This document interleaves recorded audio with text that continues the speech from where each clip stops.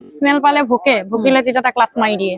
ঘটনাটো আজি দুপৰীয়া সময়ৰ ঘটনা হয়। বাইদেউৰ নাম মোনা লহকৰ। বাইদেউ আজি দুপৰীয়া সময়ত আহি পেলাই আমাক এটা তেওঁৰ ঘৰত হৈ যোৱা এটা ডমেষ্টিক ইনচিডেণ্ট এটাৰ কথা কয়হি। কৈ পেলাই কয় যে হেল্প বিচাৰে, কি কৰোঁ, সহায় বিচাৰে। তেওঁৰ ঘৰত থকা পোহনীয়া কুকুৰটোক ৰিপিটেডলি তেওঁৰ হাজবেণ্ডে মাৰে, বেয়াকৈ এবিউজ কৰে আৰু তেওঁৰ মানে ছোৱালীকো মাৰে, তেওঁৰ ল'ৰাকো মাৰে। তেনেকৈ ঘটনাটো আজি ৰিপিটেডলি কেইবা মাহৰ পৰাও হৈ আছে। তো বাইদেৱে আমাক সহায় বিচাৰে, কি কৰোঁ।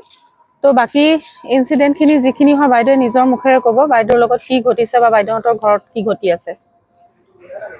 নমস্কাৰ, মোৰ নাম মোনা লহকৰ। মোৰ ঘৰ ৰেলগেট চানমাৰী।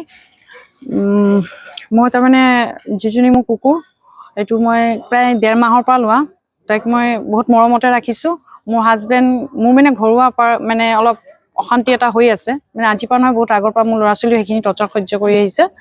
গতিকে মানে কথাই প্ৰতি মানে আমাৰ লগত টৰ্চাৰ কৰে লগে মোৰ কুকুৰটোকো মাৰপিট কৰে। তো আজি দুপৰীয়া যিটো কেছ হৈছে, মানে মোৰ ছোৱালীজনী হাতৰ পৰা মোবাইলটো কাঢ়ি থাকোঁতে আমাৰ অলি যোনজন মোৰ কুকুৰ, সেই ডগটো গৈ কিনে মানে হেৰি কৰাৰ কাৰণে বৰ বেয়াকৈ লাত মাৰিছে। লাত মাৰি কিনে দৰ্জাখন বন্ধ কৰিছে। বন্ধ কৰি দিওঁতে ডগে যেতিয়া ওলাই আহি কিনে দৰ্জাখন হেৰি কৰোঁতে তেওঁ পিছফালে গৈছে। পিছফালে এনেকৈ পৰি যাওঁতে ছাইডত খিৰিকী এখন আছিলে, খিৰিকীখনত লাগি মূৰটো ফাটিছে আৰু দৰ্জাটো লাগি কিনে নাকত লাগিছে। আৰু মোৰ ল'ৰা ছোৱালী যেতিয়া কুকুৰটোক ধৰিবৰ কাৰণে গৈছে, সেইটো মানে ধাক্কা ধাক্কি অলপ হৈছিলে। হওঁতে এই মানে মোৰ হাজবেণ্ডে কি কৰিলে, মানে টাৰ্গেট কৰিলে, কুকুৰটোক টাৰ্গেট কৰি কিনে মোৰ ল'ৰাটোৰ ওপৰত কেছ দিছে আহি কিনে, যে বাপেকক মাৰিছে, মাৰপিট কৰিছে, সেনেকৈ বুলি কেছ দি কিনে। মোৰ ল'ৰাটো ক্লাছ 10ত পঢ়ি আছে। গতিকে আপোনালোকৰ ওচৰত এইটো সহায় বিচাৰিছোঁ, যাতে এইটোৰ ওপৰত মানে মোক কুকুৰটোৰ ওপৰত যিহেতু ইমানখিনি মানে অত্যাচাৰ কৰি আহিছে, তাৰ ওপৰত একশ্যন লয়। হলি 1.5 মাহৰ পৰা 2 বছৰ হৈ গ'ল। 2 বছৰ এটা ফেমিলিৰ লগত আছে।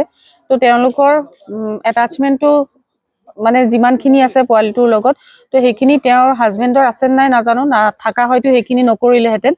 তেওঁলোকৰ ইমান এটাচমেণ্ট আছে যে তেওঁলোকে আজি সহ্য কৰিব পৰা নাই। বহুত দিনৰ পৰা সহ্য কৰিছে, ঠিক হ'ব। এটা ফেমিলিৰ মাজত কিছুমান এনেকুৱা ইনচিডেণ্ট হৈ থাকে। আমি সদায় আশা কৰোঁ বস্তুবোৰ ঠিক হৈ যায়, নিজৰ মাজত মিউচুৱেলি ঠিক হওক, কিন্তু এইটো এক্সট্ৰিম লেভেল হৈ গৈছে। তো তেওঁলোকে সেইকাৰণে ঠিক নোহোৱা দেখি পেলাই আজি আইনৰ সহায় ল'বলৈ বাধ্য হৈছে।